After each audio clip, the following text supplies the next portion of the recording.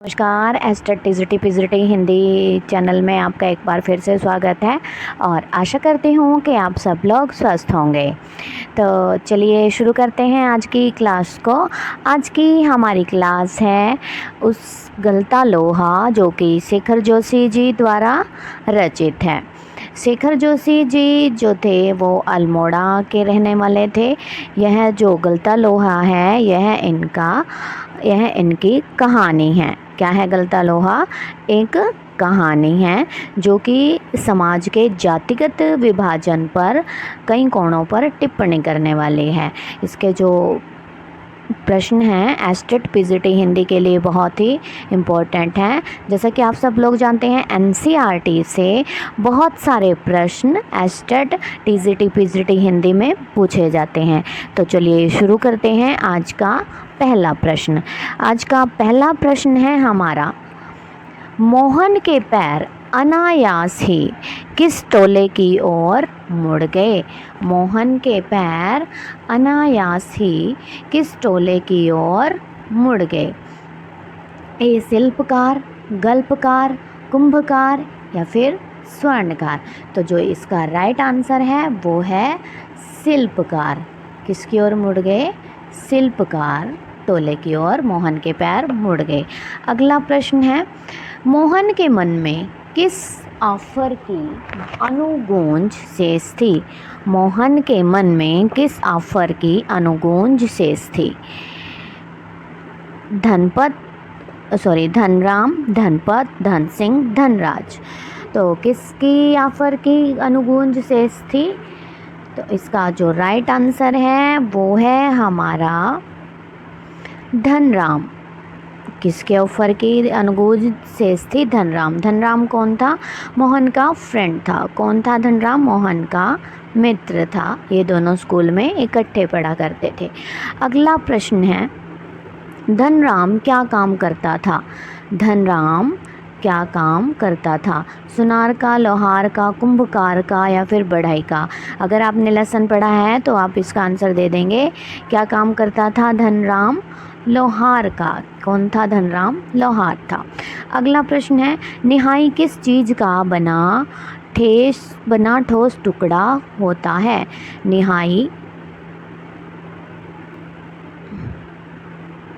निहाई किस चीज़ का बना ठोस टुकड़ा होता है? पत्थर का, पीतल का, तांबे का या फिर लोहे का? तो क्या है? लोहे का। क्या है इसका राइट आंसर? लोहे का। अगला प्रश्न है, मोहन के पिता का क्या नाम था? मोहन के पिता का क्या नाम था? धनराम, वंशीधर, चंद्रदत्त या फिर गणनाथ? तो क्या था मोहन के पिता का नाम? वंशीधर था। क्या है हमारा राइट आंसर? वंशीधर। अगला प्रश्न है, वंशीधर ने कहाँ जाकर चंद्रदत्त जी के लिए रुद्री पाठ करना था? वंशीधर ने कहाँ जाकर चंद्रदत्त जी के लिए रुद्री पाठ करना था? गणनाथ, गजनाथ, गोनाथ या फिर गवनाथ? जैसा कि आप सब लोग जानते हैं कि जो वंशीधर हैं यानी कि मोहन के पिता और मोहन ये कौन सी जाति से संबंध रखते थे?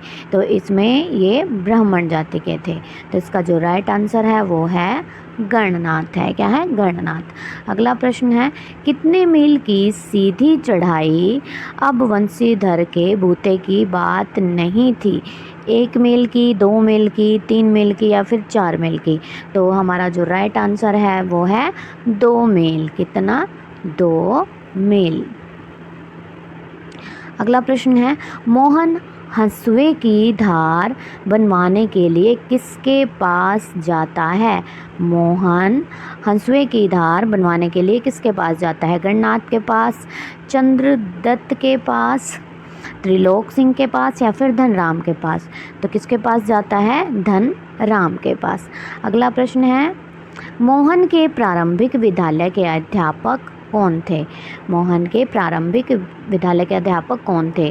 गोपाल सिंह, त्रिलोक सिंह, रमेश सिंह या फिर चंद्र सिंह? तो इसका राइट आंसर है त्रिलोक सिंह। त्रिलोक सिंह। अगला प्रश्न है, किसकी दुकान से हुक्के का आखिरी कश खींचकर मास्टर जी विद्यालय आए थे? ये क्या है? आए थे। गोपाल सिंह, राम सिंह, श्याम सिंह या फिर डी सुल्तान सिंह। तो किसकी दुकान से आए थे? गोपाल सिंह की दुकान से, गोपाल सिंह की दुकान से। अगला प्रश्न है, गलता लोहा पाठ के लेखक ने सबसे पहले यही जाना था, गलता लोहा पाठ के लेखक कौन है? शेखर जोशी हैं। और जो यह गलता लोहा है यह क्या है? इसकी विधा क्या है? इसकी विधा कहानी है। क्या किस चीज़ में लिखी हुई है? कहानी है। और इसके मूल में क्या है? किस पर कटाक्ष किया गया है? ये इसमें यहाँ पर जातिगत विभाजन पर इस कहानी में टिप्पणी की गई है। और एक प्रश्न और अभी पीछे HPSC में भी इसी पाठ से, इसी कहानी से एक प्रश्न आया था कि इस कहानी में किसका अभाव है? तो इसमें कुलीनता का अभाव है। अगर क्वेश्चन आ जाए तो किसका अभाव है गलता लोहा में? कुलीनता का अभाव है। अभी HPSC ने भी इस क्वेश्चन को पूछा था। अगला प्रश्न है, शेखर जोशी का जन्म कब हुआ था? शेखर जोशी का जन्म कब हुआ था? 1930 में, 1931 में, 1932 में या फिर 1933 में? तो इसका राइट आंसर है 1932 में। अगला प्रश्न है, शेखर जोशी को कौन सा सम्मान मिला था? पद्मश्री, पहल, ज्ञानपीठ, प्रकर। तो कौन सा मिला था? पहल सम्मान शेखर जोशी को प्राप्त हुआ था। अगला प्रश्न है, धनराम को मास्टर जी की किस चीज़ का डर लगा रहता था? गाय का, डांट का, छड़ी का या फिर घोड़ी का? तो सभी को मालूम है पहले मास्टर जी के पास क्या हुआ करती थी? छड़ी हुआ करती थी और सभी बच्चे छड़ी से ही डरा करते थे। अगला प्रश्न है, मास्टर त्रिलोक सिंह का चहेता शिष्य कौन था? मास्टर आप धनराम को तो डर लगता था मास्टर जी से, और जो मोहन था, मोहन बहुत ही बुद्धिमान और इंटेलिजेंट स्टूडेंट था उनका। तो कौन था? किसकी कहानी है? यह मोहन की कहानी है। मोहन, उसका जो दोस्त है धनराम, एक है इसमें त्रिलोक सिंह, त्रिलोक सिंह तो मास्टर जी हैं, एक है रमेश और मोहन के पिता वंशीधर, और एक जिसकी दुकान पे जाता है, दुकान पे जाते हैं हुक्का पीने के लिए मास्टर जी, वो कौन होते हैं? गोपाल सिंह। तो आइए शुरू करते हैं अगला क्वेश्चन। अगला क्वेश्चन देख लेते हैं। अगला प्रश्न है हमारा, धनराम ने किस कक्षा तक विद्यालय का मुंह देखा था? धनराम ने किस कक्षा तक विद्यालय का मुंह देखा था? पहली, दूसरी, तीसरी या फिर चौथी? तो राइट आंसर है सिर्फ तीसरी कक्षा तक। अगला प्रश्न है, वंशीधर ने मोहन को पढ़ने के लिए लखनऊ किसके साथ भेजा? लखनऊ अभी हमने किसका जिक्र किया था? रमेश का। तो किसके साथ भेजा था? रमेश। अब लखनऊ चला तो गया था मोहन, आपने पढ़ी होगी कहानी है, वहाँ पर उससे पढ़ाई तो नहीं पर घर का नौकर बना के रख दिया था मोहन को, सारा दिन उससे घर का ही काम कराते थे। तो अगला प्रश्न है, रमेश मोहन को क्या समझता था? आगे यही प्रश्न, क्या समझता था? नौकर समझता था। क्या समझता था? रमेश मोहन को नौकर समझता था। अगला प्रश्न है, मोहन ने कहाँ तक पढ़ाई की? 5वीं तक, 8वीं तक, 10वीं तक, 12वीं तक? तो कहाँ तक की थी? सिर्फ 8वीं कक्षा तक ही मोहन पढ़ पाया था। अगला प्रश्न है, मोहन धनराम से किस पर धार लगवाने गया? मोहन धनराम से किस पर धार लगवाने गया? कैंची, चाकू, तलवार या फिर हंसुआ? तो किसकी धार तेज करवाने गया था? हंसुए की धार मोहन धनराम से तेज करवाने के लिए गया था। अगला प्रश्न है, मोहन की आंखों में किसकी चमक थी? सर्जन की, थंडर की, सर्जक की या फिर तर्जन की? तो इसका जो राइट आंसर है वो है हमारा सर्जक की चयन थी, चमक थी। अगला प्रश्न है, 8वीं कक्षा की पढ़ाई के बाद मोहन को कहाँ भर्ती कराया गया था? आर्मी में, पुलिस में, तकनीकी स्कूल में, सेवा सदन में। तो कहाँ गया था? तकनीकी स्कूल में मोहन को 8वीं कक्षा के बाद भर्ती कराया गया था। अगला प्रश्न है, धनराम ने जब बंशीधर से मोहन के बारे में पूछा तो उन्होंने उसे कहाँ काम करते हुए बताया? आर्मी में, सेक्रेटरीट में, स्कूल में, पुलिस में। तो कहाँ बताया था? सेक्रेटरीट में बताया था। अगला प्रश्न है, यह जो हमारा लेसन है स्पीति में बारिश से, जो हमारा प्रश्न है अगला, स्पीति में बारिश।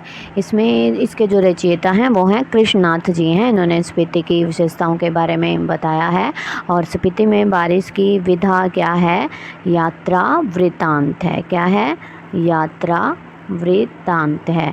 ये जो इनकी जितने भी हमारे जो गद्य में जो पाठ हैं, इनकी विधा आपको अवश्य ही याद रखनी है, क्योंकि यहाँ से प्रश्न जरूर से भी जरूर पूछे जाते हैं कि जैसे आप पूछ ले कि स्पीति में जो बारिश पाठ है उसकी विधा क्या है, तो आपको मालूम होना चाहिए। तो विधा क्या है? यात्रा वृत्तांत है। अभी पीछे जो हमने गलता लोहा पढ़ा उसकी विधा क्या थी? उसकी विधा कहानी थी। क्या थी? कहानी थी। अब स्पीति में जो बारिश है उसके रचयिता कौन है? कृष्णनाथ हैं। कौन है? कृष्णनाथ हैं। और जो गलता लोहा है उसके जो रचयिता थे वो कौन थे? शेखर जोशी। किसका था? शेखर जोशी का। अगर आप मेरे साथ एचटेट की पीजीटी टीजीटी की हिंदी की तैयारी करना चाहते हैं तो प्लीज़ मेरे चैनल को सब्सक्राइब ज़रूर करें। और क्लास को बनाने में बहुत मेहनत लगती है, तो कृपया करके क्लास को अंत तक ज़रूर देखें। तो अगला प्रश्न है हमारा, स्पीति में बारिश नामक पाठ किस विधा से संबंधित है? अभी हमने किया है, किस विधा से संबंधित है? यात्रा वृत्तांत है। यह पाठ क्या है? यात्रा वृत्तांत है। और किसके द्वारा लिखित है? कृष्णनाथ जी द्वारा लिखित है। क्या नाम है हमारे पाठ का? स्पीति में बारिश। अगला प्रश्न है, स्पीति किस राज्य की एक तहसील है? स्पीति किस राज्य की एक तहसील है? हरियाणा की, पंजाब की, हिमाचल की या फिर राजस्थान की? कहाँ की है? राजस्थान की। परीक्षा के दृष्टिकोण से यह जो पाठ है बहुत ही महत्वपूर्ण है। हर बार परीक्षा में यहाँ से क्वेश्चन पूछे जाते हैं, तो यह जो पाठ है वो बहुत ही इम्पोर्टेंट है। इसको बिल्कुल मत स्किप कीजिएगा और छोड़िएगा मत, इसको तैयार करके ज़रूर जाइएगा। अगला प्रश्न है, अन्य दूरवर्ती क्षेत्रों से लाहौल स्पीति का संबंध किस माध्यम से है? अन्य दूरवर्ती जो क्षेत्र हैं वहाँ से जो लाहौल स्पीति है उसका जो संबंध है वह किस माध्यम से होता है? तो किस माध्यम से होता है? टेलीफोन से, मोबाइल से, तार से या फिर वायरलेस से? तो क्या है इसका आंसर? वायरलेस सेट से। अगला प्रश्न है, बसंत ऋतु में भी कितने मील तक लाहौल स्पीति में जाना कठिन है? क्या है? कठिन है। बसंत ऋतु में कितने मील तक जाना कठिन है? 150 मील, 160 मील, 170 मील या 180 मील? तो क्या है इसका राइट आंसर? 170 मील जा पाना बहुत ही कठिन है। अगला प्रश्न है, किसके आक्रमण से भयभीत लोग स्पीति छोड़कर भाग गए थे? जोगत सिंह, दरियाव सिंह, जोरावर सिंह, होशियार सिंह। तो किसके डर से भाग गए थे? जोरावर सिंह के डर से लोग स्पीति छोड़कर भाग गए थे। अगला प्रश्न है, स्पीति की जनसंख्या प्रति वर्ग मील कितने से भी कम है? कितने से भी कम है? 4, 40, 400, 4000। तो कितने से भी कम है? 4 से भी कम है। अगला प्रश्न है, लाहौल स्पीति अंग्रेज़ों को किसके जरिए मिला था? राजा गुलाबमल, राजा गुलाब रॉय, राजा गुलाब सिंह या फिर राजा गुलाब चंद? तो कौन थे? राजा गुलाब सिंह से अंग्रेज़ों को लाहौल स्पीति मिला था। अगला प्रश्न है, लद्दाख मंडल के दिनों में स्पीति का शासन कौन चलाता था? कौन चलाता था? बोनो टोनो नोनो पोनो। कौन चलाता था? तो नोनो चलाता था। सन 1960 में लाहौल स्पीति को किस राज्य का एक जिला बनाया गया? 1960 में हरियाणा का, कश्मीर का, पंजाब का या फिर हिमाचल का? तो 1960 में लाहौल स्पीति को किस राज्य का एक ज़िला बनाया गया? तो पंजाब राज्य का। किसका? पंजाब का। नेक्स्ट है, लाहौल स्पीति को हिमाचल प्रदेश का ज़िला कब बनाया गया? लाहौल स्पीति को हिमाचल प्रदेश का ज़िला कब बनाया गया? तो यह बना था, हिमाचल प्रदेश ज़िला बना था 1966 में। कब बनाया गया था? 1966 में।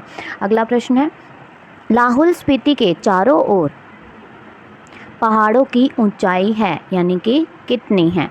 ए 15,000 फीट, बी 16,000 फीट, 17,000 फीट या फिर डी 18,000 फीट। तो इसका जो राइट आंसर है वो है हमारा 18,000 फीट। कितनी है? 18,000 फीट। अगला प्रश्न है, स्पीति नदी किस नदी में मिल जाती है? स्पीति नदी किस नदी में मिल जाती है? रावी में, सतलुज में, झेलम में या फिर ब्यास में? तो किस में मिलती है? सतलुज में। किस में? स से स्पीति, स से ही सतलुज। अगला प्रश्न है, यह क्षेत्र वर्ष में कितने महीने मुख्य भूमि से कटा रहता है? मुख्य भूमि से कटा रहता है। 6 या 7 महीने, 7 से 8 महीने, 8 से 9 महीने या फिर 9 से 10 महीने। तो इसका जो राइट आंसर है वो है हमारा 8 से 9 महीने। अगला प्रश्न है, लाहौल में कितनी ऋतुएं होती हैं? लाहौल में कितनी ऋतुएं होती हैं? 2 होती हैं, 3 होती हैं, 4 होती हैं या फिर 5 होती हैं? तो कितनी ऋतुएं होती हैं लाहौल में? 2 ऋतुएं होती हैं। कितनी ऋतुएं? 2 ऋतुएं होती हैं।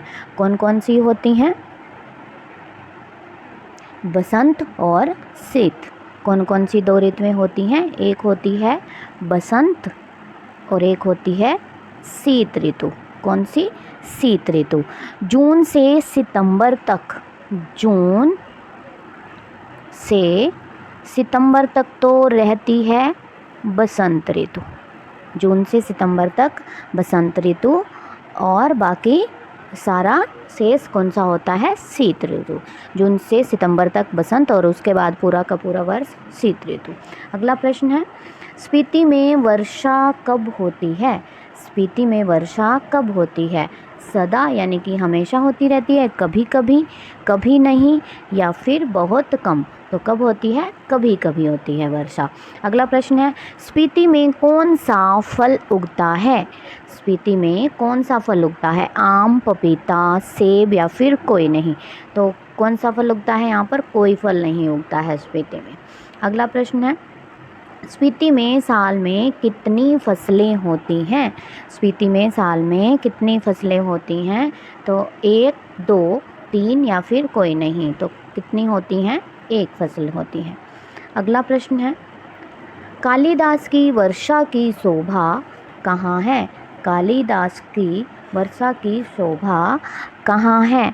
विदर्भ में, कैलाश में, विंध्याचल में, अरुणाचल में?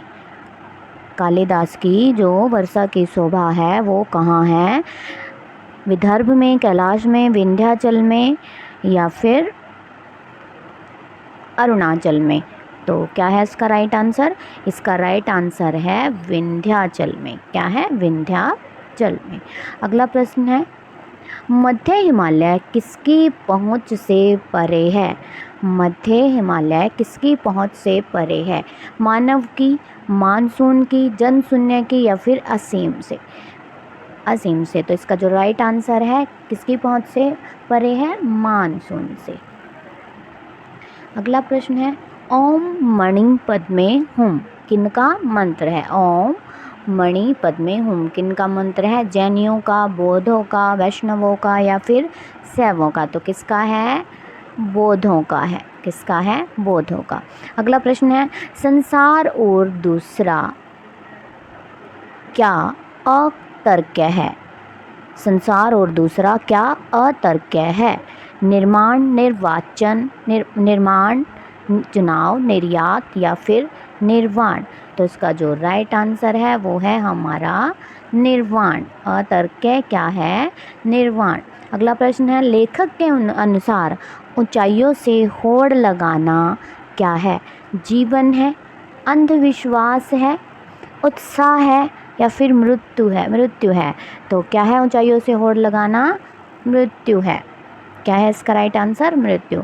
अगला प्रश्न है, ये पीछे भी आ चुका है। कालिदास ने वर्षा का वर्णन किस रचना में किया है? पहले था कालिदास की वर्षा की शोभा कहाँ है, हमने पढ़ा था कालिदास की वर्षा की शोभा, वो थी विंध्याचल में। अब यहाँ में वर्षा का वर्णन किस रचना में किया है?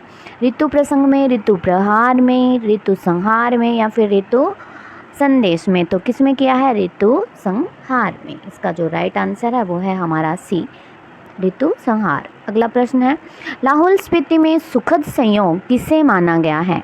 लाहौल स्पीति में सुखद संयोग किसे माना गया है? तो किसे माना गया है?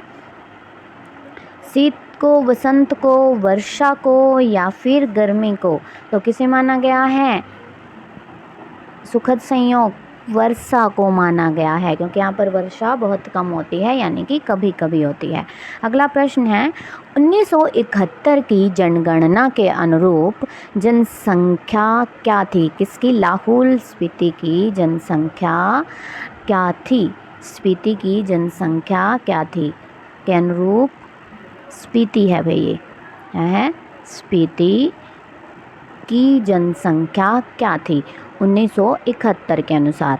7196, 3231, 5176 या फिर 6176? तो जिसका राइट आंसर है वो है 7196। ये तो थी 1971 के अनुसार, 1971 के अनुसार थी यह। और ये जो 3231 है ये थी 1900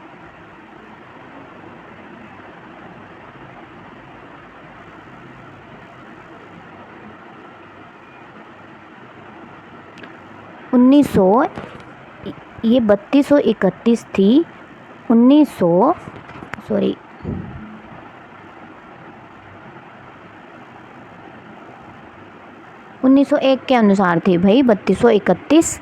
और ये जो प्रश्न है बहुत ही इम्पोर्टेंट है। यह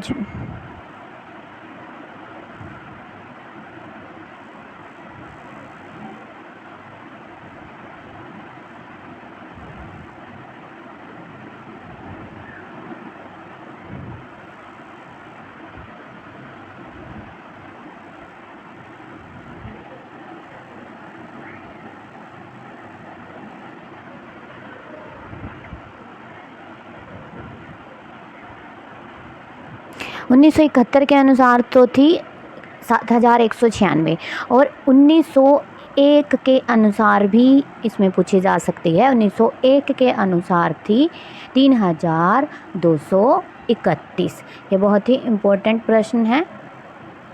यह जो पूरा लेसन है यह बहुत ही इंपॉर्टेंट है। यहाँ से प्रश्न हर बार परीक्षा में ज़रूर पूछे जाते हैं। आशा करती हूँ कि आपको आज की क्लास अच्छी लगी होगी। यदि मेरी क्लास अच्छी लगे तो प्लीज़ चैनल को सब्सक्राइब करना ना भूलें। आज के लिए इतना ही, धन्यवाद।